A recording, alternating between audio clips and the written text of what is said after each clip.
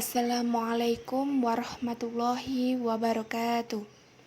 Kami dari kelompok 5 ingin mempresentasikan hasil makalah kami, yaitu tentang metode pembelajaran pendidikan agama Islam. Pengertian metode pembelajaran. Metode berasal dari bahasa Yunani, yaitu methodos. Kata ini terdiri dari dua suku kata, yaitu meta yang berarti melalui atau melewati, dan hodos yang berarti jalan atau cara. Apabila ditinjau dari terminologis atau istilah, metode dapat dimaknai sebagai jalan yang ditempuh oleh seseorang supaya sampai pada tujuan tertentu, baik dalam lingkungan atau perniagaan maupun dalam kaitan ilmu pengetahuan dan lainnya. Metode secara umum dapat diartikan sebagai suatu cara yang dipergunakan untuk mencapai tujuan yang telah ditetapkan. Sedangkan pada pengertian yang lain, dijelaskan bahwa metode itu yaitu cara-cara atau langkah-langkah yang digunakan dalam menyampaikan suatu gagasan, pemikiran atau wawasan yang disusun secara sistematik dan terencana serta didasarkan pada teori, konsep, dan prinsip tertentu yang terdapat dalam berbagai disiplin ilmu terkait, terutama ilmu psikologi, manajemen, dan sosiologi. Pengertian metode pembelajaran pendidikan agama Islam menurut Mas Tuhu mencoba menawarkan konsep pemikiran metode pendidikan Islam yang sifatnya lebih teknis. Pertama, dalam melaksanakan metode pendidikan dan pengajaran Islam harus digunakan paradigma holistik, artinya memandang kehidupan sebagai suatu kesatuan, sesuatu yang konkret dan dekat dengan kehidupan sehari-hari dan hal-hal yang abstrak dan transendental. Materi pengajaran agama Islam harus terintegrasi dengan disiplin ilmu-ilmu umum, sementara ilmu-ilmu umum harus disajikan dalam paradigma nilai ajaran Islam. Kedua, perlu digunakan metode penjelasan yang rasional. Di samping pembiasaan melaksanakan ketentuan-ketentuan doktrin spiritual dan norma peribadatan, model penjelasan yang rasional misalnya digunakan dalam menjelaskan rukun iman. Ketiga, perlu digunakan teknik-teknik pembelajaran partisipatoris dalam arti anak didik diberikan kesempatan untuk melakukan eksplorasi dan menemukan permasalahan serta bertanggung jawab terhadap apa yang mereka hasilkan. Keempat, metode pendidikan Islam lebih diorientasikan pada apa yang dikerjakan anak didik, sehingga pemberian pengalaman kepada anak didik memerlukan hal yang penting dalam proses belajar mengajar. Perlu ada interaksi aktif dan partisipatif antara anak didik dengan materi atau dengan situasi akademik tertentu. Selanjutnya, macam-macam metode pembelajaran agama Islam. Yang pertama, metode diakronis. Metode diakronis merupakan metode mengajar agama Islam yang menonjolkan aspek sejarahnya. Metode ini memberikan kemungkinan kepada peserta didik untuk mengadakan studi perbandingan tentang berbagai hasil penemuan dan pengembangan ilmu pengetahuan. Peserta didik juga dapat mengadakan studi tentang interaksi antar ilmu pengetahuan agama dan disiplin ilmu lain, sehingga tanpa relevansi hubungan sebab akibat atau kesatuan integralnya. Yang kedua, metode sinkronis analisis. Metode ini merupakan metode pendidikan agama Islam yang memberi kemampuan analisis teoritis yang sangat berguna bagi perkembangan keimanan, mental, dan intelek. Dan metode yang paling banyak dipakai karena relatif meringankan. Metode ini memiliki kelemahan, yaitu kurang memberikan kesempatan untuk mengaplikasikan teori-teori yang dipelajarinya. Yang ketiga, metode pemecahan masalah. Metode ini merupakan latihan untuk para peserta didik dengan menghadapkannya pada berbagai masalah suatu cabang ilmu dengan alternatif pemecahannya. Kelemahan metode ini ialah perkembangan berpikir peserta didiknya mungkin hanya ada dalam suatu kerangka yang sudah tetap akhirnya bersifat mekanistik. Metode ini merupakan cara penugasan keterampilan daripada pengembangan mental intelek. Yang keempat, metode empiris.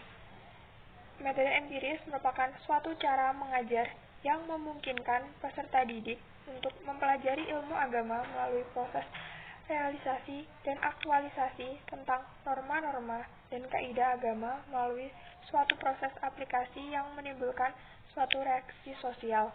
Yang kelima, metode aneka sumber. Penggunaan satu macam metode sebagai satu-satunya alternatif yang dilaksanakan secara murni sulit ditemukan. Suatu metode tertentu seringkali diaplikasikan tanpa mengabaikan kemungkinan turut campurnya metode-metode lainnya. Imbangan proporsi yang agak seimbang dalam penggunaan berbagai macam metode melahirkan metode aneka sumber. Metode ini secara bebas menggunakan berbagai sumber yang ada. Yang keenam, metode ceramah. Metode ceramah merupakan metode yang dilakukan guru dalam menyampaikan bahan pelajaran di dalam kelas secara lisan. Interaksi guru dan siswa banyak menggunakan bahasa lisan. Dalam metode ceramah ini, yang mempunyai peran utama adalah guru. Yang ketujuh, metode tanya jawab. Metode tanya jawab adalah metode mengajar yang memungkinkan terjadinya komunikasi secara langsung bersifat two-way traffic, sebab pada saat yang sama terjadi dialog antara guru dan siswa. Guru bertanya, siswa menjawab, atau siswa bertanya, guru menjawab. Yang kedelapan, metode diskusi. Diskusi suatu kegiatan kelompok untuk memecahkan suatu masalah dengan maksud untuk mendapat pengertian bersama yang lebih jelas dan lebih teliti tentang suatu atau untuk merampungkan keputusan bersama. Yang kesembilan, metode tugas dan resitasi, yaitu tidak sama dengan pekerjaan rumah, tetapi jauh lebih luas dari itu. Tugas dilaksanakan di rumah, di sekolah, di perpustakaan, dan di tempat lainnya. Metode tugas dan retasi merangsang anak aktif belajar baik secara individual maupun secara kelompok. Yang ke-10, metode demonstrasi. Metode ini merupakan suatu metode mengajar yang memperlihatkan bagaimana proses terjadinya sesuatu. Ini dapat dilakukan oleh guru atau orang lain yang sengaja diminta dalam suatu proses. Yang ke-11, metode sosiodrama. Metode sosiodrama merupakan metode mengajar dengan mendemonstrasikan cara bertingkah laku dalam berhubungan sosial, sedangkan bermain peranan menekankan kenyataan di mana para siswa diikut sertakan dalam permainan peranan di dalam mendemonstrasikan masalah-masalah sosial. Yaitu fungsi metode pembelajaran. Yang pertama adalah guru dapat menyajikan bahan pelajaran dengan baik dan mudah diterima oleh peserta didik dengan baik. Yang kedua, guru dapat mengetahui lebih dari satu metode pembelajaran. Yang ketiga, guru akan lebih mudah mengendalikan kelas. Yang keempat, kreativitas guru dalam menyalurkan ilmunya kepada anak didik akan lebih variatif. Selanjutnya, kreativitas guru dalam menyalurkan ilmunya kepada anak didik akan lebih variatif. Kriteria pemilihan metode dalam pendidikan agama. Guru harus menggunakan metode pembelajaran yang tepat dan bervariasi sehingga peserta didik tidak bosan dalam belajar.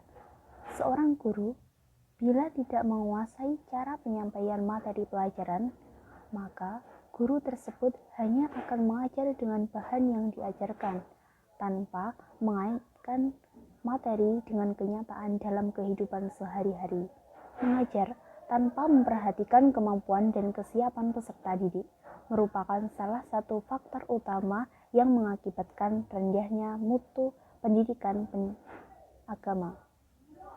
Banyak ragam metode mengajar yang dapat dipergunakan guru di kelas. Namun, perlu disadari bahwa metode tersebut tidak ada yang metode tersebut tidak ada yang terbaik dan terburuk. karena metode tersebut memiliki kelebihan dan kekurangannya masing-masing. Sehingga, jika siswa ingin benar-benar mengerti dan dapat menerapkan ilmu pengetahuan, maka mereka harus bekerja untuk memecahkan masalah, menemukan sesuatu bagi dirinya sendiri, dan selalu berpedoman dengan ide-ide. Dengan demikian, siswa harus membangun pengetahuan di dalam benaknya sendiri, karena pembelajaran yang baik meliputi pembelajaran siswa bagaimana belajar, bagaimana mengingat, dan bagaimana berpikir, dan bagaimana memotivasi diri mereka sendiri. Sekian dari kelompok 5. Apabila ada kurang lebihnya, kami mohon maaf yang sebesar-besarnya. Wallahul muwaffiq ila aqwamit thoriq. Wassalamualaikum warahmatullahi wabarakatuh.